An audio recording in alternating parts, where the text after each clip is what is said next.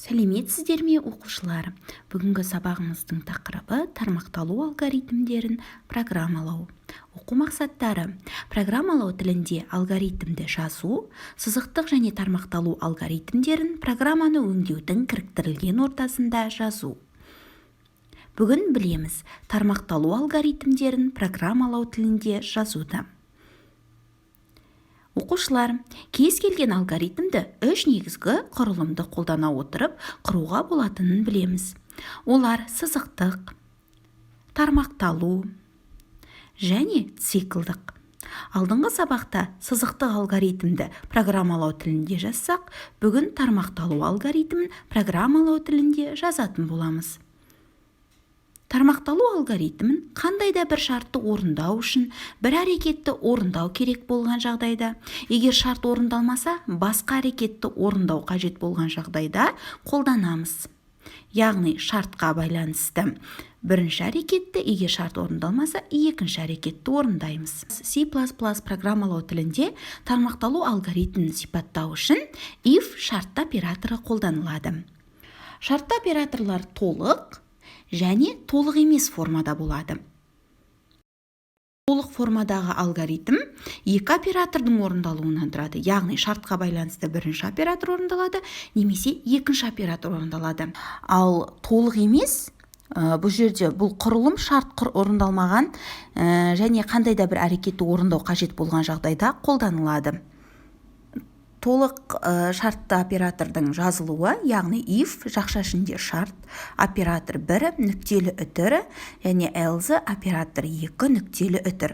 Бұл шартты оператордың негізгі жазылу синтаксисі. Толық емес тұрғыда былай жазылады. If жақша ішінде шарт, оператор нүктелі үтір. Логикалық өрнектердің C++ программалау тілінде жазылуы. Бірінші екі теңдік. Екі теңдік бұл екі айнымалының бір-біріне тең екенін білдіреді. Келесі леп белгісімен теңдік бұл тең емес дегенді білдіреді. Үлкен, яғни А-ның үлкен B-дан, кіші таңбасы бұл А кіші B-дан, кіші немесе тең операциясы бұл, яғни А үлкен немесе тең B-ға дегенді білдіреді. Кіші немесе тең операциясы бұл А кіші немесе тең B-ға дегенді білдіреді. Оқушылар, енді практикалық жұмысымызды онлайн C++ тілінде жазып көрейік. Бірінші include арқылы өзіміздің кітапханамызды қосып аламыз iOS тілінде. Әрі қарай программамызды бастаймыз. Int min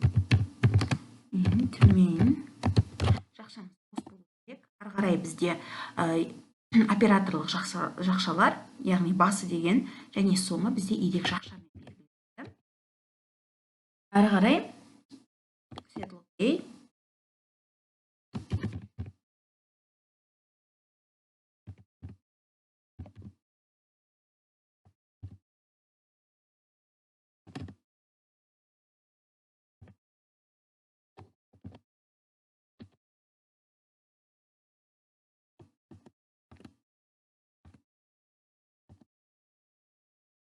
бұл жерде бірінші айнымалының типін көрсетіп аламыз.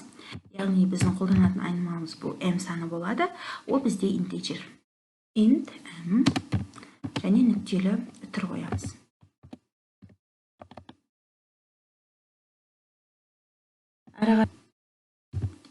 Code командасы арқылы кез келген санды енгізіңдер деген сөзді экранға шығаратын боламыз. Code командасының жазылу синтаксисі.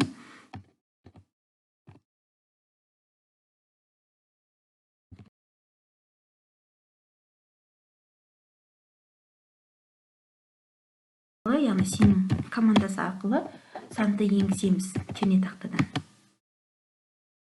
Әрі қарай тармақталу алгоритмін қолданатын боламыз. Яғни шарт оператор бізде if болады. Оның жазылу синтаксисі өзімізге белгілі. If сөзі, одан кейін жақша ішіне жазамыз. Яғни бізде есеп шарты бойынша енгізуіміз керек, егер сан нөлден үлкен болған жағдайда. Онда программа теріс сан, әйтпесе бұл оң сан деген хабарламаны білдіреді. Логикалық өрнекті, яғни операцияны қолданамыз. Енгізілген m санымыз кіші болу керек 0-ден, үлкен болу керек 0-ден. Осы шарт орындалған жағдайда бізде мына әрекет болады, яғни бірінші оператор қолданылады.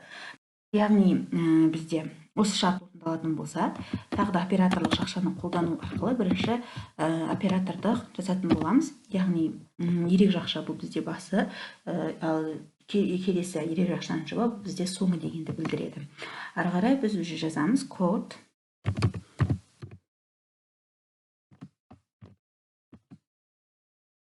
Код бұл теріс сан.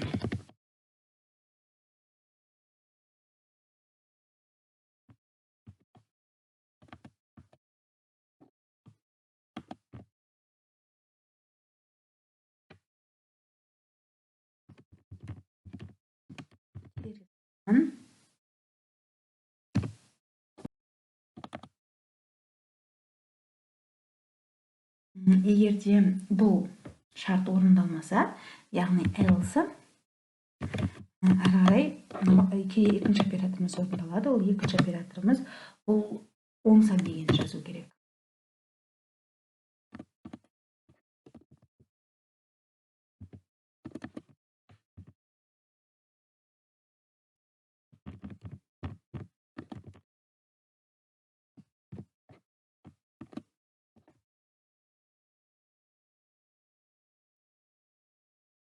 Енді программамызды іске қосып көрейік. Ол үшін run батырмасын басамыз. Ары қарай бізге экранға кез келген санды енгізіңіз дейді. Мысалға 10 санын енгізейік. 10 саны бізде 0-ден үлкен, яғни ол оң сан дегенді білдіреді. Шартқа келесін көрейік. Мысалға -2. Бұл бізде теріс сан. Яғни шарт орындалған жағдайда бірінші оператор, ал егер орындалмаған жағдайда екінші оператор қолданылады. Else сөзі қолданылады. Тапсырма. Сұрақтарға жазбаша жауап беріңіз. Жарайсың. Оқушылар, бүгінгі сабағымыз аяқталды. Сау болыңыздар.